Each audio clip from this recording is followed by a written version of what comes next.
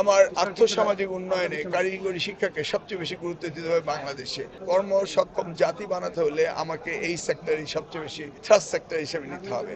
আমার প্রত্যাশা হলো শিক্ষা, এটা আন্তর্জাতিক পণ্য, ইন্টারন্যাশনাল কমিউনিটি। বাংলাদেশ কোনো অবস্থাতেই পিছিয়ে থাকতে পারে না, এটাকে ইন্টারন্যাশনাল স্ট্যান্ডার্ড মেনটেন করতে হবে, এর কোনো বিকল্প নেই এবং সেই জায়গায় নিয়ে যেতে হবে আমাদের।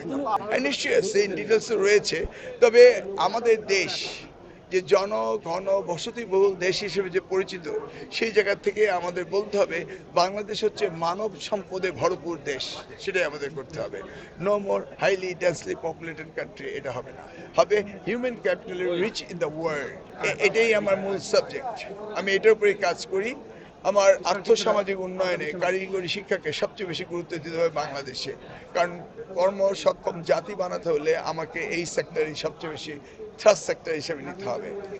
আমার তো মনে হয় যে এই বিষয়ে তারিক ভাইকে প্রশ্ন করলে উনি ভালো উত্তর দিবেন। আপনাকে যদি এই মুহূর্তে শিক্ষা মন্ত্রণালয়ের দায়িত্ব দেওয়া হয়, পূর্ব কোনো পরিকল্পনা আছে কিনা আপনার শিক্ষা মন্ত্রণালয়? হ্যাঁ, আমার একটা এডুকেশন রিসার্চ ইনিশিয়েটিভ বলে একটা সংগঠন আছে, সেখানে আমার অনেক পেপার ওয়ার্ক রয়েছে, অনেক কাজ রয়েছে, অনেক গবেষণা রয়েছে। আমি মূলত এটার উপরে পিএইচডি করেছি। না, হত্যার বিচার তো এদেশে হতেই হবে, সেটা no doubt about it. But Hadi ক্ষণজন্মা পুরুষ, 1 বছরই লাইফ পেয়েছিল এবং সে তার অন্তর থেকে বাংলাদেশকে যেভাবে দেখতো সেই কথাগুলো বলতো এবং সত্যি সে হৃদয় নিংড়ানো সত্য কথাগুলো বলে গিয়েছে।